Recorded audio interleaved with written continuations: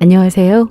저는 불과 몇 달 전까지만 해도 누군가의 아내였지만 이제는 이혼녀라는 이름이 더 익숙해져 버린 40살을 간 넘긴 여자입니다. 저는 이 선택에 있어서 전혀 후회도 없고 오히려 잘한 선택이라고 생각하고 있어요. 왜냐하면 남편과의 관계는 이미 오래전부터 끝나 있었거든요. 같은 집에 살면서도 남보다 더 먼 사람처럼 지낸 지 오랜 세월이었고 그저 아이들 때문에 어쩔 수 없이 서로 헤어지지 못하고 살아가야 하는 관계라고나 할까요? 이미 마음이 떠나버린 지 오래니 정리가 생각보다 쉽게 되더라고요. 이혼 사연은 남편이 바람을 피고 있다는 사실을 알게 됐어요. 근데 이상하게도 배신감이라기보다는 그냥 기가 차더라고요. 그냥 역시 그럴 줄 알았다. 딱 이런 기분이었어요. 하지만 여기서 그냥 순순히 이혼해주면 제가 이 사람을 위해 고생한 세월이 너무 아깝잖아요? 받을 건 끝까지 받아내겠다고 생각하고 저는 이혼 소송도 걸었어요. 그리고 저는 뜻밖의 인물 덕분에 남편에게 아주 통쾌한 복수도 할 수 있었답니다. 바로 남편의 누뚱이 여동생, 그러니까 제 시누이 덕분이에요. 남편과 무려 20살 이상 차이가 나는 그 아이가 취업 준비를 한다며 저희 집에 들어오던 날, 저는 그저 잠깐만 신세를 지려는 줄 알았어요. 하지만 그 선택이 모든 일을 바꾸게 될 줄은 그땐 아무도 몰랐던 거죠. 웃기고 어이없는 저의 이야기를 들려드릴게요. 시작은 별거 아니었어요. 그냥 취업 준비를 하겠다며 잠깐만 신세를 지겠다는 남편의 누뚱이 여동생, 그러니까 제 신우가 저희 집에 들어오면서부터였어요. 사실 저도 남편만큼이나 신우가 처음에는 귀엽게 보였습니다. 나이 차가 무려 20살이나 나는 남매라는 게 너무 신기했고 아직은 세상 물정 모르는 사회 초년생이라는 점에서 챙겨주고 싶은 마음도 없지 않아 있었거든요. 하지만 그건 어디까지나 제3자의 입장이 되어 멀리서 바라보는 처지에서나 가능한 거죠. 신우는 공부와는 참 거리가 멀었었나 보더라고요. 고등학교 때 워낙 놀기만 했다는 이야기를 전해 들었고 대학도 원하는 과가 아니라 그냥 성적 맞춰 들어갔다고 들었어요. 그러니 전공에 애정이 있을 리가 없었겠죠. 졸업 후에도 전공 살려서 일할 생각은 전혀 안 하고 그저 아르바이트나 전전하면서 놀기에 바빠 보였었어요. 그러다 친구들이 하나둘 취업하고 바빠지니까 이제는 놀 사람도 없고 아르바이트만 계속하고 있을 수는 없으니 결국 취업을 해야겠다고 마음을 바꾼 모양이더라고요. 그렇게 신우는 공장에라도 취업해야겠다며 저희가 살고 있는 경기도로 올라오겠다는 거였어요. 사실 저는 그 얘기를 들었을 때도 회의적이었어요. 전공을 살릴 생각도 없고 그렇다고 딱히 책임감이 있어 보이지도 않는 애가 하루 12시간씩 서서 일하거나 반복 작업을 주로 하는 공장에서 얼마나 버틸 수 있을까 싶었거든요. 게다가 신우는 아직 어리기도 하고 성격상 뭔가 끈기라는 게 많이 부족해 보였어요. 제 눈에는 그냥 잠깐 열정만 앞서서 들이대는 것 같았거든요. 하지만 남편 역시 친오빠라 그런가 다르더라고요. 누뚱이 여동생을 금이야 오기야 귀하게만 여기던 사람이었으니까 애가 뭐라도 해보겠다고 올라오겠다는데 가족끼리 뭘 그렇게 따져? 라며 당연하다는 듯 신우를 집으로 들이겠다고 하더군요. 저는 아이들 방 문제도 있고 생활비 문제도 있으니 내키지 않는다고 솔직하게 이야기했지만 남편에게 그런 건 아무 의미가 없더라고요. 오히려 제가 더 적극적으로 반대라도 했더라면 집안이 발칵 뒤집혔을지도 모르겠더라고요. 결국 저는 포기하고 신우를 집으로 들였어요. 신우도 염치는 있는지 용돈은 본인이 아르바이트해서 쓰겠다고 하더라고요. 심지어 매달 밥값으로 10만 원 정도는 내겠다고 말하기도 했어요. 그때까지만 해도 저는 그래도 생각보다 개념은 있는 애구나 싶었는데 이마저도 남편이 막더라고요. 취준생이 무슨 돈을 내냐며 그냥 본인 집이라고 생각하라고 편하게 지내라는 거죠. 솔직히 말해 그때부터 불만이 조금씩 쌓이기 시작했어요. 신우가 집에 들어오면 방 배치도 다시 해야 하는 번거로움이 생기는 건 사실이거든요. 원래는 저희 애들이 각자 개인 방을 쓰고 있었는데 신우가 오면서 작은 방 하나를 내줘야 했거든요. 아이들도 각자 따로 쓰다가 갑자기 같이 쓰려니 불만을 드러내긴 했었죠. 그래도 남편은 잠깐만 참아. 이모가 취업하면 금방 나갈 거야 라며 대수롭지 않게 넘기더라고요. 저도 그냥 애들을 달래고 넘겼습니다. 빨리 취업해서 나가기만 한다면 다 괜찮아질 거로 생각했으니까요. 그런데 또 다른 불편감은 식비였어요. 저희 집에는 고등학생 그것도 아들 둘이에요. 사춘기에 접어들면서 먹는 양이 정말 어마어마하더라고요. 그런데 성인 여자인 신우까지 들어오니 식비가 확연히 눈에 띄게 늘어났죠. 고깃집이라도 한번 갔다 하면 예전보다 2배는 더 나왔어요. 마트에 장을 보러 가도 남편이 신우에게 먹고 싶은 거 다 담아라며 챙겨주니 한 번 다녀오면 카드값이 훌쩍 늘어있더라고요. 솔직히 신우가 자청해서 내겠다고 한 10만 원이라도 받았으면 이런 불만이 아주 조금은 줄어들었을지도 몰라요. 몇십만 원을 달라는 것도 아니고 본인도 아르바이트해서 조금이라도 보탠다는데 남편이 굳이 그걸 막을 필요가 있냐고요. 하지만 남편은 그런 부분에 대해 전혀 생각하지 않은 거죠. 그저 여동생을 힘들게 하고 싶지 않다는 자기 감정만 앞세워서요. 그럼에도 저는 마음을 다잡으려 한 거죠. 그래, 그냥 잠깐만 참자. 취업하면 다 끝나겠지. 그렇게 긍정회로를 돌리며 넘어간 거였어요. 그런데 사람 마음이라는 게 한번 틈이 생기면 점점 더 커지는 법이더라고요. 남편이 신우에게 유독 퍼주는 모습을 볼 때마다 제 속이 부글부글 끓기 시작했습니다. 제가 부탁을 하면 한 번도 들어준 적 없는 사람인데 신우 말이면 아주 자다가도 벌떡 일어나더라고요. 그런데 문제는 신우가 저희 집에 들어온 지 석 달이 지나면서 본격적인 문제들이 하나둘씩 터지기 시작했어요. 신우가 저희 집에 들어온 지도 어느덧 석 달이 지나 있었어요. 그런데도 취업할 기미는커녕 아르바이트조차 제대로 못하고 말 그대로 백수처럼 지내고만 있으니 아무리 마음을 다잡아도 불만이 쌓이지 않을 수가 없겠더라고요. 제가 신우에게 직접 뭐라 하면 남편이 발끈할 걸 알기에 저는 참고 있었어요. 남편에게도 짜증 섞인 말투로 이야기한 것도 아니고 그냥 정중히 신우에 대해서 이야기를 꺼내봐도 남편은 본인 가족을 무시하냐며 날선 말들로 화부터 내더라고요. 동생이라고 편드는 것도 정도껏 이어야지. 이렇게 오냐오냐 키우니 저렇게 성실하지 못하구나 싶었습니다. 제가 한 번은 요즘 지혜 아르바이트 안 나가는 것 같던데 그만뒀대? 라고 넌지시 물어보면 다른 아르바이트 구할 거라던데 하던 곳이 좀 안 맞더래 라며 대수롭지 않게 넘기더라고요. 솔직히 저는 신우가 그저 그런 적응만 하다가 몇 달이고 흘러가는 게 적잖이 불안했습니다. 아르바이트를 구했다며 자주 밖을 나가는 것 같던데 막상 일주일도 못 채우고 그만두고 들어오더니 지방 사람이라고 텃세가 너무 심해요 하는 소리나 하고 있더라고요. 저는 그 말을 듣고 그러면 공장이라고 텃세가 없겠냐 싶었죠. 텃세도 결국 버티고 이겨내야 사회생활을 하는 건데 신우는 기본적인 사회적 정신력이 너무 약했어요. 현실 감각이 없달까? 세상이 자기 편이어야 한다는 착각 속에 사는 것 같아 보이더라고요. 그리고 공장에도 여러 번 이력서를 넣는 것 같던데 복지가 별로라느니 분위기가 엄격해 보인다느니 별 변명 같지도 않은 변명을 늘어놓더라고요. 게다가 하루는 제가 점심시간에 급히 집에 들른 적이 있었어요. 평일 대낮이었고 남편도 출근했고 아이들도 학교에 갔을 시간이라 집엔 신우 혼자였어요.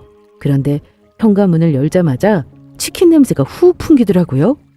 현관에 배달 봉투가 그대로 놓여 있었고 그 안에 먹다 남긴 양념치킨 상자가 눈에 띄었죠. 그 순간 알겠더라고요. 우리가 없는 낮 시간 동안 신우가 배달 음식을 습관처럼 시켜 먹고 있다는 걸요.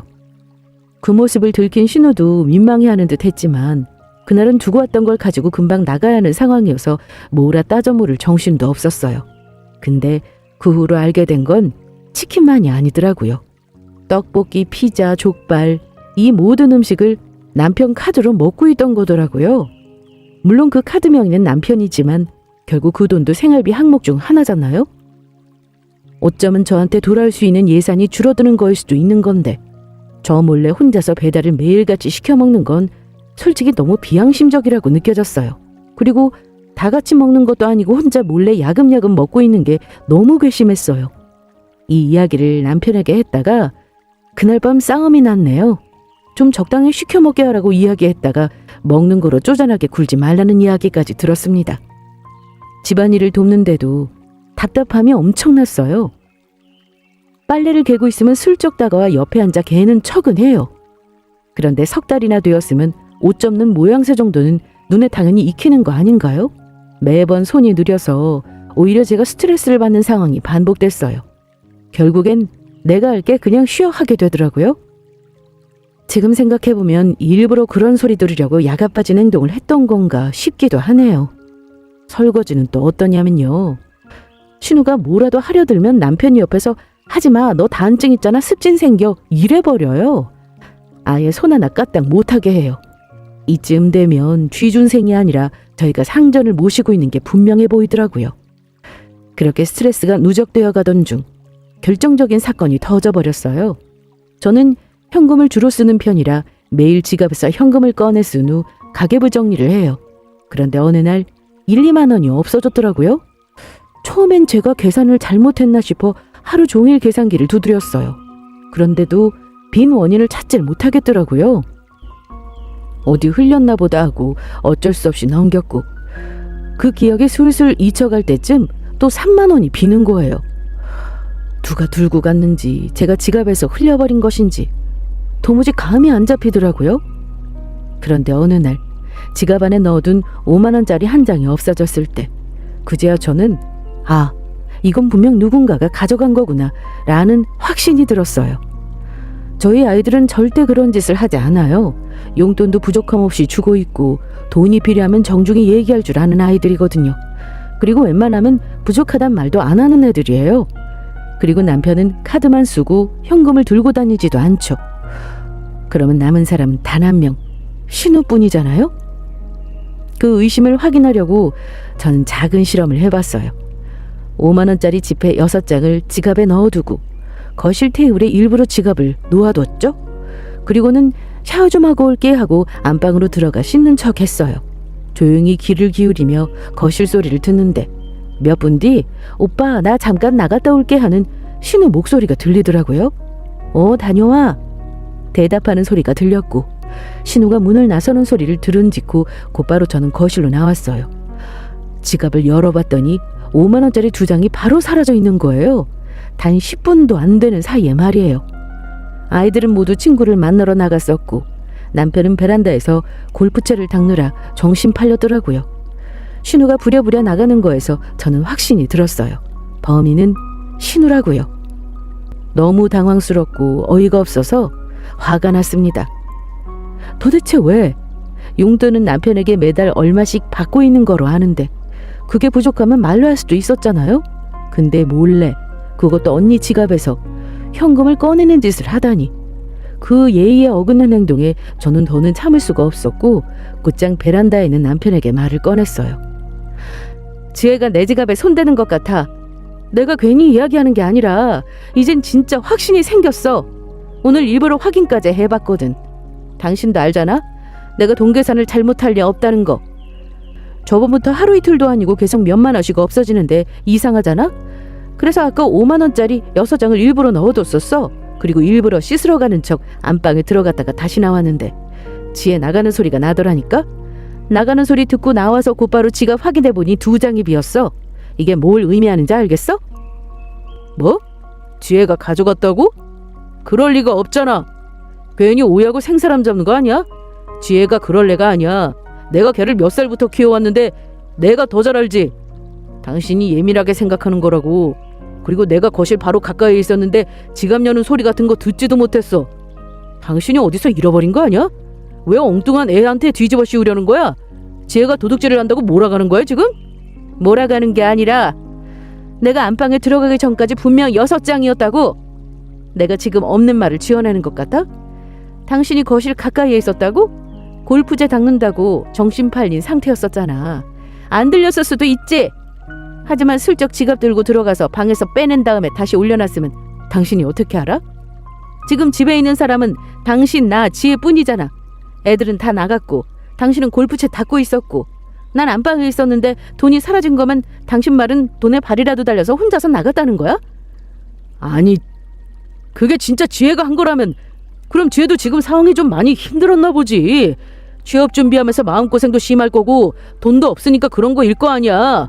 솔직히 나도 마음은 안 좋지만 내 동생이 얼마나 힘들면 그랬겠냐? 그냥 모른 척해. 굳이 이렇게까지 짚고 넘어갈 필요도 없잖아. 집안 문제만 더 커지지. 그리고 지혜가 지금은 단지 상황이 급해서 그런 선택을 한 것 같은데 걔는 내가 누구보다 잘 알잖아. 성심이 나쁜 애가 아니야. 한번 실수한 거로 생각하면 안 되겠냐? 뭐? 그런 말이 어딨어. 남의 지갑에 손을 대는 게 그냥 넘어가도 되는 일이야? 지혜가 나이가 벌써 25이야. 애가 아니라고. 이건 나이와 상관없는 문제야. 나이 어리면 뭐 어떤 잘못이든 다 용서해도 되는 거야? 무슨 말도 안 되는 소리라고 있어. 이 버릇 한 번 안 잡으면 평생 못 고쳐. 지금 그냥 넘어가면 더 대범해질 거라고. 바늘도둑이 소도둑 된다는 말도 몰라 당신은? 나도 웬만한 일이면 당연히 참을 수 있지. 근데 몇 번이나 헷갈린 줄 알고 내가 계산기까지 두드려봤다고. 근데 오늘 확실히 확인했으니까 이렇게 이야기하는 거 아니야? 알았어, 알았다고. 그럼 당신이 이야기하지 말고 내가 얘기할게. 당신이 직접 얘기하면 사이만 더 불편해질 거야. 내가 알아서 잘 말해볼게. 괜히 싸움 일으키지 말고 나한테 맡겨. 내가 얘기하면 쟤도 알아듣고 행동 고칠 거야. 그리고 쟤도 오죽했으면 그랬겠냐고. 이번 한 번만 봐주자. 어? 아니, 당신은 알아서 이야기한다고 해놓고 그냥 넘어갈 거잖아. 그동안 당신이 알아서 한다고 해놓고 일 제대로 된 적 있었어? 지혜 용돈도 나 몰래 은근슬쩍 주고 있는 거 내가 모를 줄 알아? 그래도 눈 감아준 거였는데 용돈 받고 있으면서도 내 지갑에 손대는 건 엄청나게 큰 잘못된 행동이라고. 이게 그냥 상황이 힘든 거랑은 같아? 당신 이번에 진짜로 똑바로 이야기 안 하기만 해. 해결할 거면 이번에 정말 확실하게 하라고. 아니면 내가 직접 얘기할 거야. 알겠어? 남편이 그렇게 말하자 순간 정말 할 말을 잃었어요. 평생 같이 산 사람 맞나 싶더라고요. 어떻게 저렇게까지 자기 동생 편만 들 수 있는지. 마치 제가 괜히 오해하고 괜히 예민해서 난리치는 사람처럼 몰아가는 태도에 속에서 천불이 확 치밀어 오르는 것 같았어요. 아무리 가족이라도 잘못은 잘못이잖아요. 남의 지갑에 손을 대는 게 그냥 한 번쯤 있을 수 있는 실수라고요? 그게 말이 되는 이야기인가요? 나이가 어린 것도 아니고 25이면 이제 성인이에요. 언제까지 어린 나이에 속해줄 거냐고요. 아니, 오히려 책임감이 더 있어야 할 나이죠. 근데 남편은 힘들어서 그랬을 거다. 그냥 봐주자는 어처구니 없는 말들을 뱉어내는데 그 말 듣는 순간 정말 이 집에서 저만 제정신인 건가 싶더라고요. 그날 밤에도 당연히 잠을 무진장 설쳤어요. 자려고 누웠는데 남편 코 고는 소리만 옆에서 우렁차게 들리니 더 짜증이 몰려오더라고요. 남편은 아무렇지 않은 듯 태평하게 자고 있는데 저는 머릿속이 온갖 생각으로 복잡해지는 거예요. 내가 너무 예민한 건가? 이걸 진짜 가족이라는 이유로 눈 감아줄 수 있는 부분인가? 잠깐 이런 생각도 했지만 아니에요. 아무리 생각해도 이건 정말 아닌 건 아닌 일이었어요. 신우가 들어온 뒤로 제 삶이 얼마나 불편해졌는지 남편은 몰라요. 아니, 알면서도 모른 척하는 건지도 모르겠어요. 집에 사람이 하나 늘어나니까 밥하는 것도 빨래하는 것도 심지어 마트에서 장 보는 것도 전부 배로 힘들어져 버렸는데도 관심도 없고, 근데 그 신우는 집안일을 도와줄 생각도 없어 보이고 겨우 한다는 게 빨래 개는 척하다가 오히려 제가 다시 손대야 할 정도이니 저만 아주 답답해 미치는 거죠. 다한증 있으면 설거지 못하나요? 고무장갑을 안 끼면 되죠. 뭐 엄청나게 써여있는 설거지를 시키는 것도 아닌데 가벼운 정도는 할 수 있잖아요. 정말 웃겨요. 저는 손 안 상하나요? 저는 뭐 죽어라 일만 하는 로봇이게요? 저는 매일 설거지 해도 되고 빨래 해도 되고 마트에서 장 보고 집안일하고 애들 챙기고 집안일에 매일 살아가는데 신우는 안 된다네요.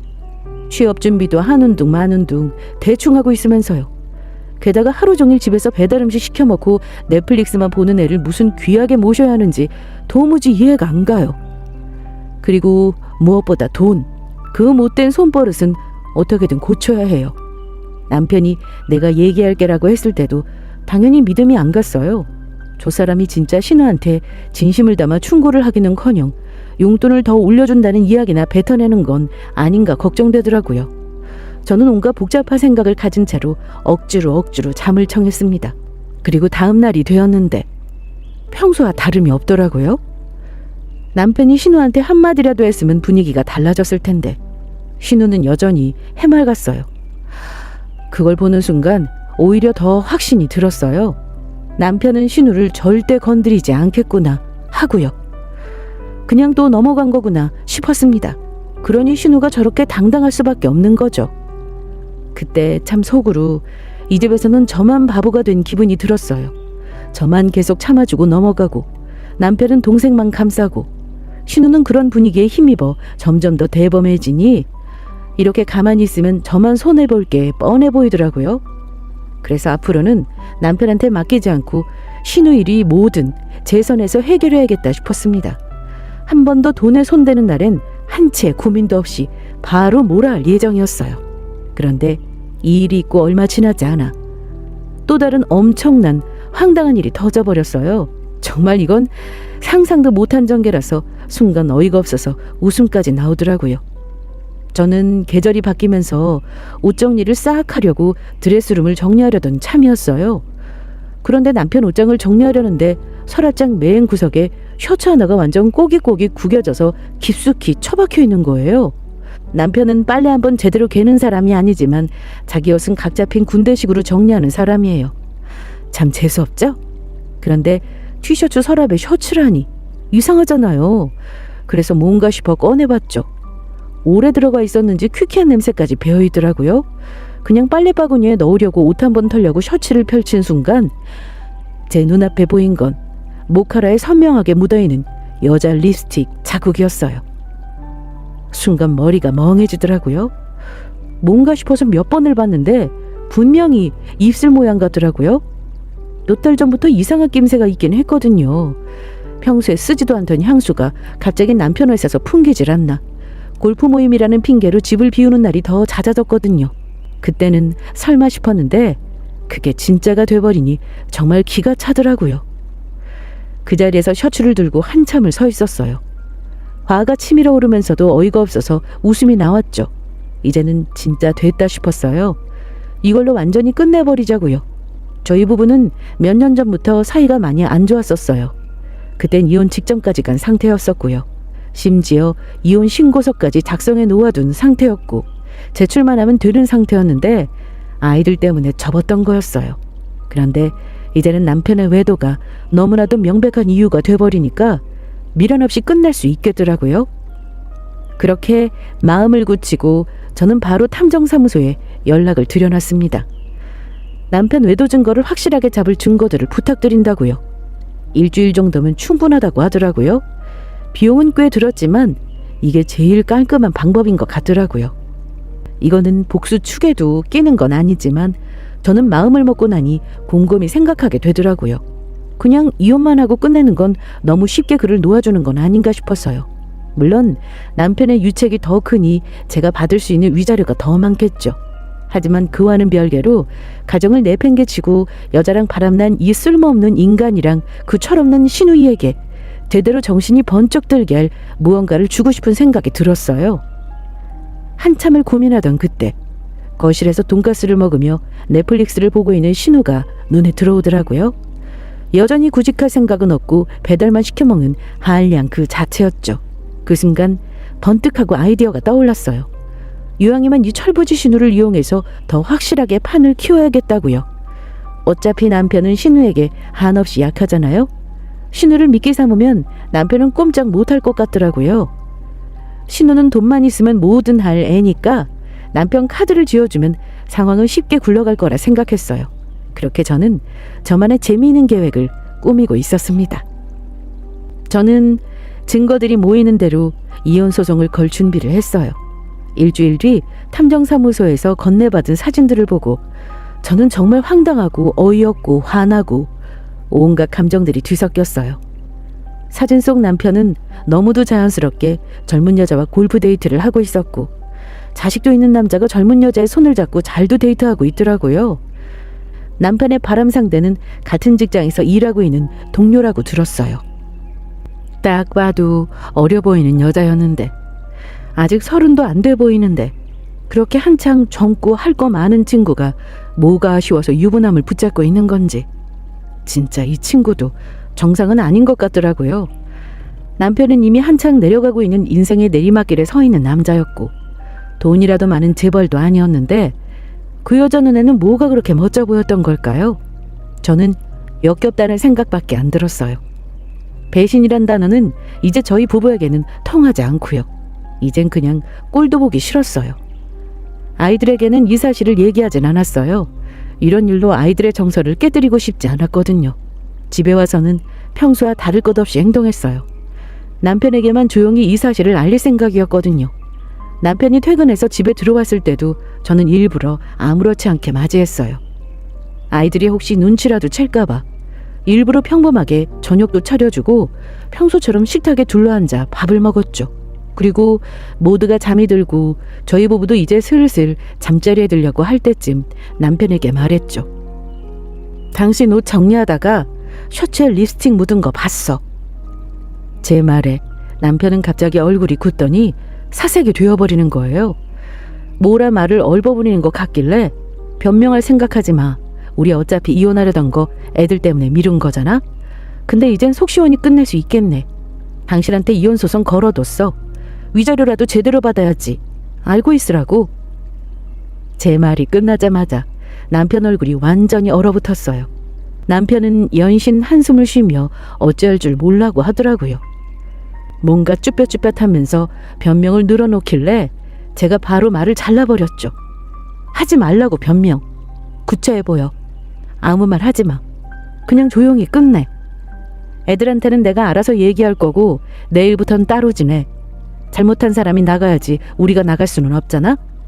당신이 어디서 자야 하고 지내야 하는지 그런 건 내가 알 바 아니고 이제 지긋지긋하니까 저 철부지 동생도 데리고 나가. 라고 말을 쏘아붙였죠. 남편은 저의 단호한 말에 얼굴이 찡그려지더니 이내 씩씩거리며 그 시간에 집을 박차고 나가버리더라고요. 당연히 저는 아무렇지 않았죠. 오히려 오늘 밤보다 좀 편하게 잘 수 있으려나 기대했거든요. 이혼하자고 말한 마당에 같은 침대에서 자고 싶겠어요? 꼴도 보기 싫지. 숨소리도 듣기 싫어요, 이젠. 저희는 이미 오래전부터 서로에게 정이 다 떨어져 있는 상태였기 때문에 상처받을 일도 미련도 없어요. 그저 이제는 진짜 이혼할 수 있겠구나 하는 사실만이 묘하게 후련하게 느껴졌어요. 이혼 얘기까지 끝냈으니 이제는 제 복수만 남은 거잖아요. 저는 신우이에게 카드를 건네줄 준비를 하고 있었어요. 남편의 돈으로 남편이 제일 아끼는 동생을 이용해 복수한다는 생각만으로도 너무 재밌더라고요. 신우는 돈에 눈이 멀 만큼 궁핍한 애라 카드만 주면 분명 신나게 쓸 게 뻔했거든요.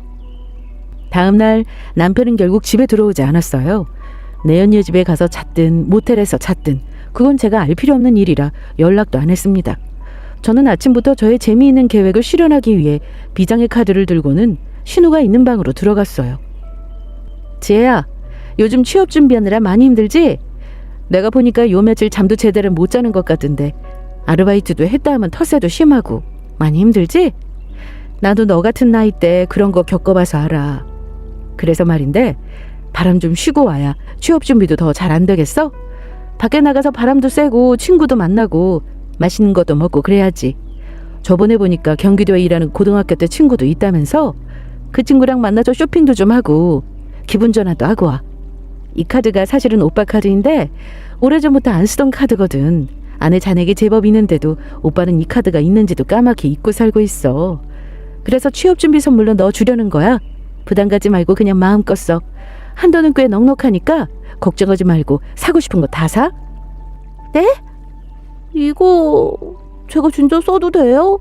에이, 그래도 언니 오빠한테 말하고 써야 하는 거 아니에요? 나중에 뭐라고 하면 어떡해요? 아무리 오래 안 썼다고 해도 말은 하고 써야 하는데 진짜 괜찮아요? 지혜야, 언니는 오빠를 아주 잘 알아. 이거 진짜 안 쓴 지 1년은 좋게 넘었어. 오빠는 이 카드 기억도 못한다니까? 저번에 가지고 있던 골프채 중고로 팔고 받은 돈인데 그 돈 여기에 넣어놓고선 곧바로 새 골프채 사버리는 바람에 그거에 정신 팔려서 아예 잊어버린 것 같아. 오빠한테는 없는 돈이나 마찬가지야. 그러니까 신경 쓰지 말고 써. 그리고 지혜, 너가 취업 준비하면서 마음고생도 심하다는 거 누구보다 오빠가 더 잘 알아. 오빠도 딱히 쓸 일이 없어서 그냥 놓아둔 거니까 이참에 쓰면 돼. 너 그냥 취업 준비하면서 스트레스 푸는 데만 집중해. 진짜 괜찮을까요? 근데 언니, 한도는 얼마나 돼요? 혹시 몇십만 원만 있는 거 아니죠? 저도 막 비싼 거 살 생각은 없는데 그래도 괜히 긁다가 한도 초과하면 민망하잖아요. 혹시 오빠가 알게 되는 건 아니겠죠? 아니면 그냥 조금만 써야 하나? 아, 근데 진짜 써도 되는 거죠? 괜찮은 거 맞죠? 진짜라니까? 1년도 넘었다니까? 아, 한도 걱정은 아예 하지 마. 진짜 넉넉히 있어. 1,000만 원 긁는 거 아니면 진짜 괜찮아. 네가 무슨 명품 매장을 통째로 털어오는 게 아니라면 문제될 일도 없어. 그냥 취업 준비하면서 기분 전환할 정도로만 써. 가방도 하나 사고 옷도 몇 벌 사고 친구랑 맛있는 것도 사 먹어. 이 정도는 충분히 커버돼. 진짜 마음 편하게 써도 돼. 진짜요? 언니, 저 진짜 이런 거 처음 받아봐서 설레요. 언니 진짜 천사 같아요. 오빠 몰래 이런 거 챙겨주는 사람 세상에 언니밖에 없어요. 진짜 너무 감사해요. 저 이거 진짜 유용하게 쓸게요. 진짜 취업 준비 열심히 해서 꼭 보답할게요. 언니 감사합니다. 신우는 처음엔 걱정하더니 이내 바로 무장 해제 돼버리더라고요. 제가 대략 한도 1,000만 원 이내면 충분하다고 이야기하니 얼굴이 환해지더니 금세 펄쩍펄쩍 뛰면서 좋아하더라고요. 본인 오빠가 지금 바람이 들켜 이혼이기에 몰린 줄도 모르고 카드 하나에 그렇게 행복해하는 모습을 보니까 오히려 웃음만 나왔습니다. 속으로는 그래, 아주 시원하게 긁어라. 그래야 더 재밌지 하고 생각했습니다. 사실 그 카드에 잔액이 진짜로 있긴 있었어요. 고작 200만 원 정도였지만요. 남편은 워낙 깜빡 잘하는 사람이거든요. 아예 서랍 안에 처박아 놓고 존재 자체를 까먹고 있더라고요. 저는 그걸 전부터 알고 있었어요. 물론 남편이 영영 안 찾으면 제가 쓸 생각을 하고 있었지만 지금 상황에선 그걸 제가 쓰는 것보다 신우에게 줘서 더 큰 폭탄을 터뜨리는 게 훨씬 더 재미있겠다 싶었죠. 그 카드는 체크카드 겸용 신용카드라 잔액이 부족하면 자동으로 신용카드로 전환이 돼요. 그러니까 제가 보기엔 거의 폭탄 돌리기나 마찬가지였죠. 과연 신우가 어디까지 긁을지 상상만 해도 짜릿했습니다. 다음날 신우는 정말 말 그대로 꽃단장을 하고 집을 나섰어요. 머리부터 발끝까지 완벽하게 꾸미고는 세상 자신만만한 얼굴로 나가는데 그 모습이 참 기가 막혔습니다. 오빠 카드를 들고 쇼핑 전쟁터에 나가는 전사 같았어요. 그리고 더 나아가 신우는 그날 밤에 집에도 들어오지 않았습니다. 아마 그 돈으로 열심히 먹고 사고에 최선을 다한 게 아닌가 싶어요. 결국 다음날 저녁이 되어서야 신우가 돌아오더라고요. 문을 열자마자 제 눈에 들어온 건 양손 가득 들인 쇼핑백들이었어요. 명품 브랜드 로고가 번쩍번쩍 빛나는데 세보지도 않았는데 벌써 금액이 머릿속에서 계산되더라고요. 옷, 가방, 화장품, 액세서리까지 이 정도면 한 달은 집에 안 들어와도 될 만큼 신나게 쇼핑한 모양이었어요. 언니, 이거 진짜 대박이죠? 신우는 마치 보물 자랑하듯 쇼핑백을 하나하나 꺼내며 저한테 보여줬어요. 와, 너 진짜 많이도 샀네? 아직 더 있어요. 아, 이 가방 좀 봐요. 완전 예쁘죠? 이건 진짜 언니 덕분이에요. 감사해요. 저는 웃음을 참느라 혼났습니다. 신우는 마치 복권이라도 당첨된 사람처럼 신나서 말이 끊이질 않았어요. 한도 안 넘었냐고 물으니까 아니요, 1,000만 원 조금 안 되게 딱 알차게 썼어요 라면서 당당하더라고요. 저는 속으로 그래, 잘했다. 아주 제대로 긁었구나 하고 고개를 끄덕였죠. 신우는 남편이 본인을 찾지 않더냐는 말을 하더라고요. 남편은 그날 이후로 어디서 지내고 있는지 모르겠지만 다른 곳에서 지내고 있는 것 같았어요. 저에게는 대충 애들이랑 신우한테 둘러대달라고 말하고 본인이 나가주겠다고 애썼거든요. 그런데 신우는 오빠의 바람 사실을 알면 충격이 클 거라고 정리될 때까지만이라도 데리고 있어달라는 겁니다. 그래서 저는 이 기회에 더 카드를 쓰게 만들었던 거예요. 저는 신우에게 오빠는 최근 일이 너무 과중해서 회사 근처에 사시는 직장 동료분 댁에서 당분간 지내다 올 것 같다고만 이야기하고 둘러댔었어요. 야근이 너무 잦아서 회사 근처에 있을 수밖에 없다고요. 신우는 그러냐며 별 대수롭지 않게 생각하더라고요. 남편에겐 일절 관심 없어 보였어요.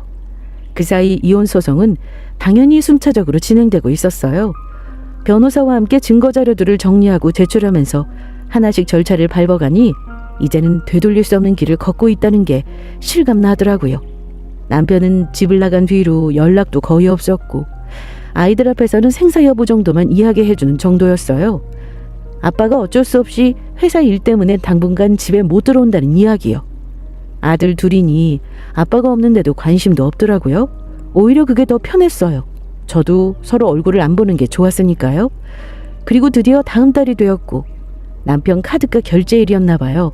예상대로 일이 터졌습니다. 오전에 남편에게 전화가 한 통 오더라고요. 저는 왠지 제가 생각하는 그 일이 맞을 것 같았어요. 당신 내 카드 썼어? 언제 말도 없이 내 카드를 쓴 거야? 도대체 이게 다 뭐냐고? 백화점 쇼핑몰 무슨 펍? 이건 또 뭐야? 당신 클럽 가? 진짜 미쳤어? 밖에 나가 있다고 아주 막 하는 거냐고? 이 결제 금액들 도대체 다 뭔데? 아, 카드 대금 말하는 거야? 난 또 뭐라고? 혹시 몇백 긁힌 거 그거 말하는 거지? 그거 내가 쓴 게 아니라 당신 여동생이 아주 신나게 쓴 거야. 내가 취업 준비 선물이라고 오빠가 쓰라 했다고 준 거거든. 당신도 취업 준비하면서 애 마음고생도 심할 거라고 지혜 걱정 많이 했잖아. 그 안에 원래 당신 돈도 조금 있었으니까 그거 보태서 쓰라고 줬어. 애가 요즘 하도 스트레스 받아 하는 것 같길래. 그래서 챙겨준 건데 왜? 뭐라고? 지혜가 쓴 거라고? 그 카드 그런 걸 애한테 왜 줘? 내가 언제 너한테 그런 부탁했냐? 왜 말도 없이 함부로 남의 카드를 쓰게 하냐고? 금액 보고 나는 말이야 지금? 아니? 당신이 평소에 그렇게 동생 챙기잖아. 그래서 챙겨준 거지 무슨 이유가 있겠어? 취업 준비한다고 고생하니까 카드 하나 주는 게 뭐가 그렇게 문제라고 그러는 거야? 오빠로서 자랑스러워해야 하는 거 아니야? 그 덕에 지혜 스트레스 왕창 풀고 왔더니만 아주 신명나게 굴고 왔긴 하더라. 자랑스러워? 너 지금 나 놀리는 거지? 금액이 800만 원이야 800만 원. 도대체 제정신이냐고?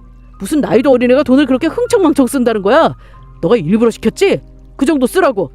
안 그러고는 애가 이렇게 돈을 함부로 쓸 리가 없잖아. 가방도 몇 개나 사고 옷을 그렇게 샀는데 당연히 몇백이 되겠지. 참고로 그 카드 당신이 1년 넘게 쓰지도 않고 잊고 있던 거야. 없는 돈이나 다름없었잖아. 난 그냥 묵혀둔 돈을 동생한테 선물한 것뿐이라고. 그리고 나머지 돈은 당신이 동생 생각해서 조금 사줄 수 있는 돈 아니야? 오빠가 돼서 뭘 그렇게 노발대발 난리야? 너 지금 이거 바람 피운 거 때문에 일부러 그러는 거지? 나 괴롭히려고 별짓 다 하는 거잖아. 맞아. 가정도 있는 사람이 새파랗게 젊은 여자랑 바람이 나는데 아주 꼴사나워 죽겠더라. 그래서 이렇게라도 안 하면 이 답답한 채증이 내려갈 것 같지가 않아서 그랬다. 왜? 너한테서 제대로 받아내야 속이 시원할 것 같았거든. 아주 통쾌해 죽겠는데 오히려 고맙네. 너 같은 인간 때문에 내가 이렇게 속 시원한 구경을 하게 될 일도 있고. 지혜가 아주 1000만 원 한도 내에서 정말 알차게도 긁었더라. 웃음이 귀에 걸려서 얼굴이 찢어질 정도였다니까. 오빠 카드로 이렇게 행복할 수 있는 사람이 또 있을까 싶더라고. 너라도 가족한테 이렇게 큰 선물 한 번쯤 해보는 것도 나쁘지 않잖아? 너 진짜 끝까지 이럴 거냐? 내가 뭘 그렇게 잘못했길래 이렇게까지 하는데. 막말로 우리 이미 서로 정 떨어지고 지대로 떨어졌잖아. 마음이 콩밭에 있는 게 당연한 거 아니냐고. 됐고 당장 지혜한테 이야기해서 결제한 거 싹 다 취소하고 환불하라고 해. 당장. 어떻게 이 돈을 해결하라는 거야 너는. 그래 그 바람 내가 잘못한 거 맞다고 치자. 근데 그렇다고 이렇게까지 해야 돼? 너도 진짜 악독하다 악독해. 취소? 아쉽지만 이미 다 긁었고 옷이며 신발이며 열심히 입고 다니고 계신 중이야. 결제도 이미 끝난 마당에 무슨 환불이야. 아님 너가 직접 가서 한번 해보든가. 아니 오히려 이번에 알았네. 당신이 바람 피운 여자는 그렇게 챙기는 것 같더니 정작 여동생은 그 여자보다 뒷전인가 봐. 돈이 있던 말던 그건 내가 신경 쓸 일은 아니고 카드값도 위자료에 얹어서 한 번에 정리하면 딱 좋겠네. 악독? 이건 악독에 끼지도 않아 인양반아. 내가 정말 작정하고 악독하게 굴었으면 아마 당신이랑 그 내언녀 똥통에 빠뜨려야 분이 풀렸을걸? 뭘 알고서 짓거려. 애들까지 있는 유부남이 가정 파탄내고 해벨레하며 여자한테 눈 돌아간 거면 이 정도는 벌 받아야 하지 않겠어? 네가 만든 일이잖아. 잘못한 만큼 벌 받는 게 뭐가 문제라고 이렇게 유난이야. 돈 없는 척 하지 말고 있는 골프채를 팔든 다른 걸 팔든 당신이 알아서 하든가. 그 말을 하자 남편은 욕을 한마디 뱉고는 툭 전화를 끊어버렸어요. 화를 내든 저는 알 바가 아니었어요. 이후로 이혼 소송은 제 예상대로 아주 깔끔하게 끝났어요. 남편의 외도 증거가 명확했고 내연녀에게도 소송을 걸어서 위자료를 받아냈거든요. 정말 오랫동안 꾹 눌러왔던 채증이 하나씩 풀리는 기분이었어요. 그리고 남편 회사도 소문이 쫙 퍼졌나 봐요. 내연녀가 같은 회사 직원이었던 터라 금방 입소문에 올랐던 것 같아요. 결국 그 여자는 회사에서 버티지 못하고 퇴사했다는 소식을 전해들었습니다. 그 후로도 둘이 계속 만나는지는 잘 모르겠네요. 사실 궁금하지도 않고 알고 싶지도 않지만 어찌어찌 들려오게 되니 알고 있는 거였어요. 이혼 판결이 난 후 또 한 명이 좌절을 맛보겠죠? 신우였어요. 신우는 저희의 이혼 소식을 듣고는 완전히 홍비백산한 모습이었어요. 저와의 사이가 불편해진 것인지 후다닥 본가로 내려가 버리더라고요. 그 모습이 왜 그렇게 웃기든지. 카드 긁던 날의 그 자신감 넘치던 얼굴은 어디로 가고 도망치듯 짐 싸는 꼴이 우스웠어요. 남편의 짐은 전부 정리해서 집에서 보냈어요. 집안이 한결 넓어진 기분이 들더라고요. 그리고 아이들에게도 솔직히 이야기했어요. 아빠가 다른 여자랑 바람이 났다고요. 아이들도 이미 저희 부부 사이가 많이 틀어져 있다는 걸 알고 있었는지 생각보다 충격이 크지 않아 보이더라고요. 오히려 큰아들이 무심하게 진짜 최악이네 한마디 하더라고요. 오히려 아빠를 별로 좋아하지 않았던 것 같았어요. 다행이라고 해야 할까요? 저는 지금 아이들과 셋이서 지내고 있어요. 아이들도 더 이상 눈치 보지 않고 각자 방에서 편하게 생활하고 있고 저 역시 하루하루가 편해졌어요. 남편과의 이혼이 이렇게까지 개운한 줄은 몰랐네요. 마지막에 그렇게 통쾌한 복수까지 할 수 있었으니 더없이 개운하더라고요. 이제야 비로소 마음 편히 숨 쉴 수 있을 것 같아요. 예전엔 하루하루가 답답하고 끝없는 터널 같았는데 지금은 마치 새 삶을 시작한 사람처럼 가벼워진 기분이에요. 이혼이라는 게 그저 두렵기만 한 줄 알았는데 이렇게 후련한 해방감이 있을 줄은 정말 몰랐습니다. 부디 저처럼 오랫동안 마음고생하시는 분이 계신다면 오래 참지 마시고 각자 자신만의 평화를 꼭 찾으셨으면 좋겠습니다. 제 이야기는 여기까지예요. 들어주셔서 진심으로 감사드립니다. 모두들 좋은 하루 보내세요.